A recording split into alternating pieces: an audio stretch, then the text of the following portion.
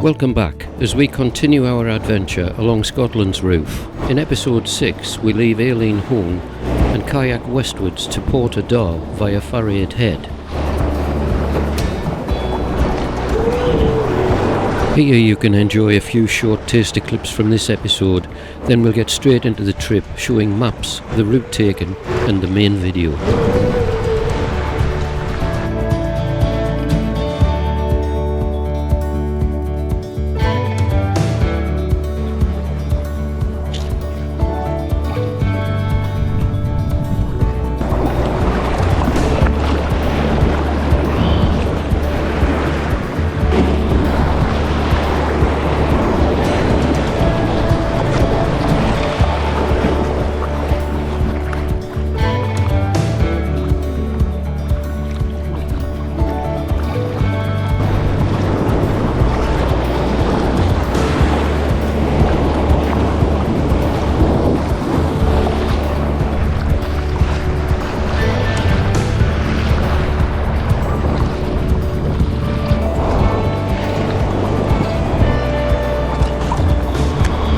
So far our main roof section started from Port Skirra Pier on day 3, continuing westward to our current spot on Eilean Hoan, where today, day 6, we paddle west to Port Odhar.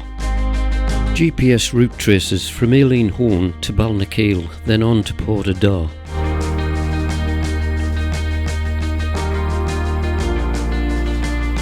And our animated route video showing the actual track.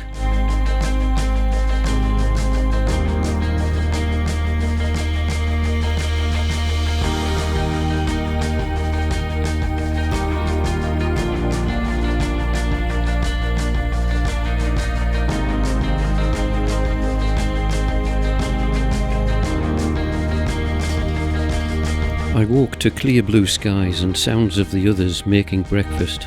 Nothing more to it then, it was the usual porridge and a lovely morning cuppa for me.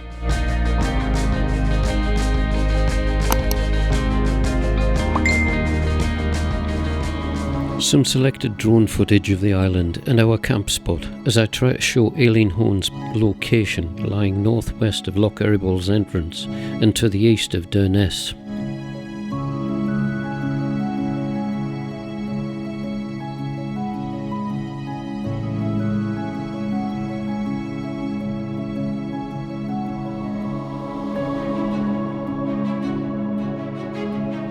Our camp spot was within the ruins of the old croft, last inhabited in the early 1800s.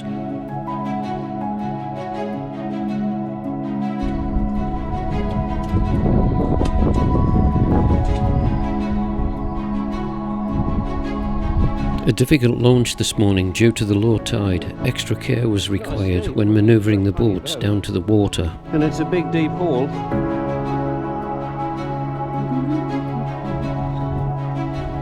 Clear blue skies gave unhindered magnificent views around the island. This was going to be another excellent day's sea kayaking.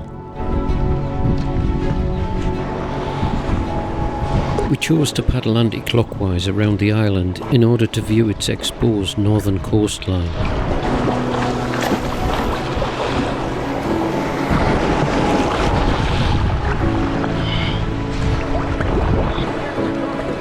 Yeah.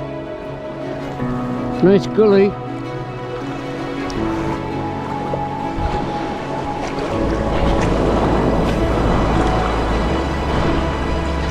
Paddling the northern coastline also give us spectacular views westward.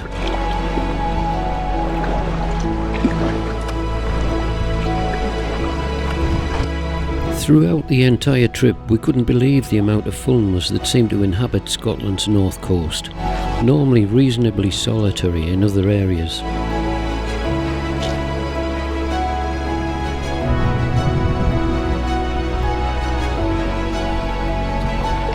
Out in open water now, as this solitary rock pokes skywards out of the large area of sea.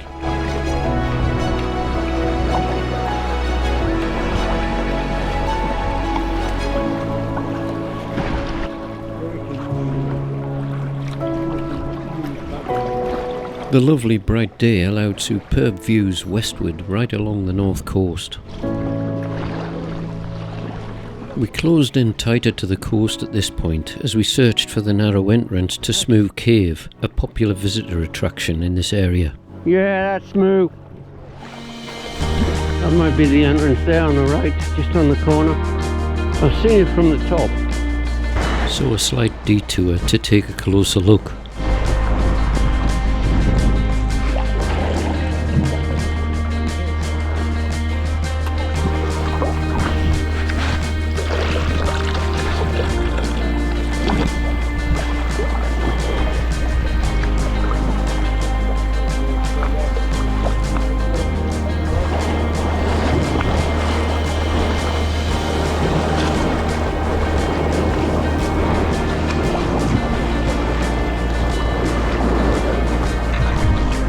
Closer look at one of the local inhabitants as this little guillemot passes by.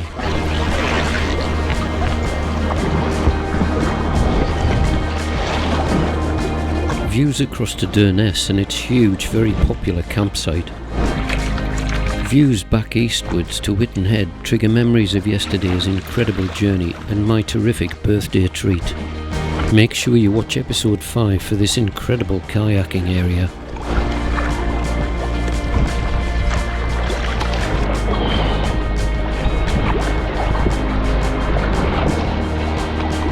This section was shaping up rather nicely, getting in close and through the myriad of reefs.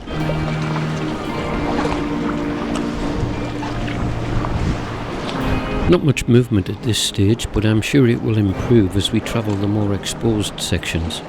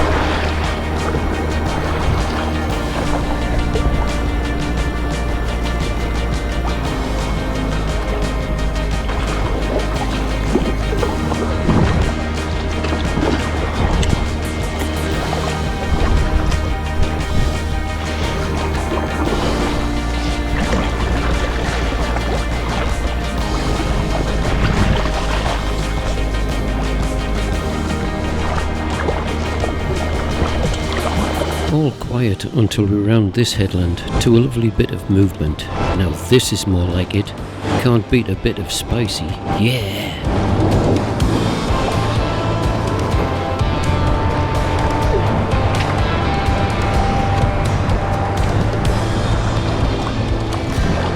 Ah, playtime. That's what I'm talking about.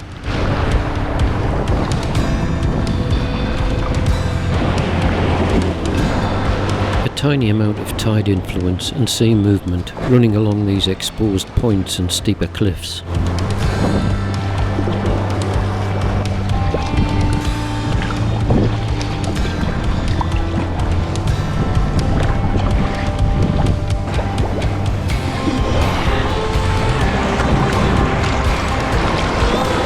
This was turning out rather nice.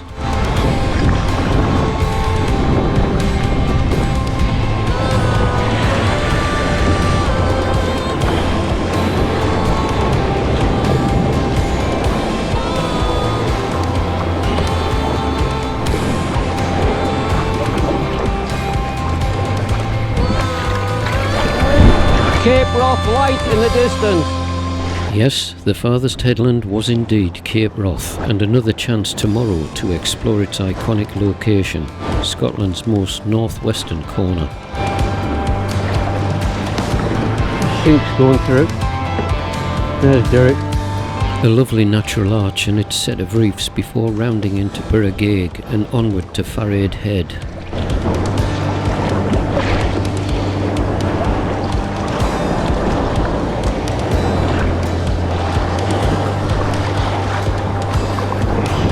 Shuttle surf run through? Ah, sadly not.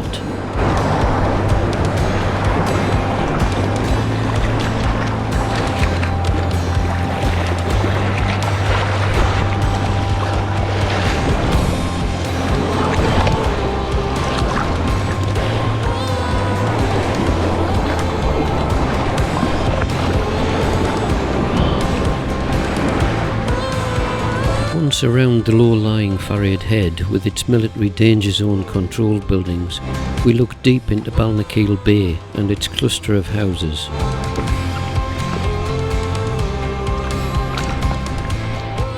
And on past the west side of Faraid with its huge area of sand dunes and shoreline.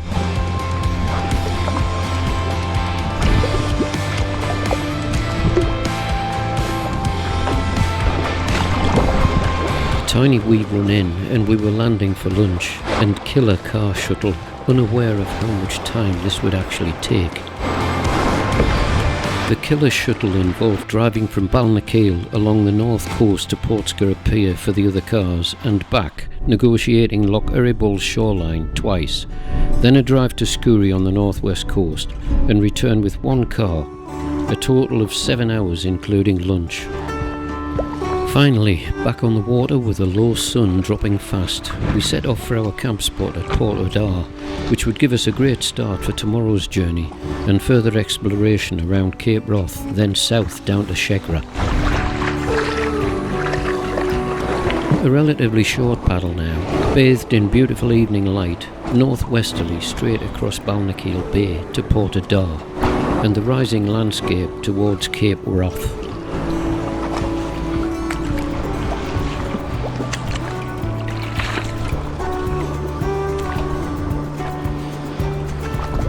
Only just short of 12 miles travelled by kayak, but car shuttling to prepare for the next few days ate up 7 hours of our day, finally finishing after 8 p.m. So boats unloaded and tents pitched, we settled into a late evening meal. Our GPS trace showing today's paddling journey. I wish I'd known. I'd have taken the GPS in the car and recorded a trace of the shuttle route.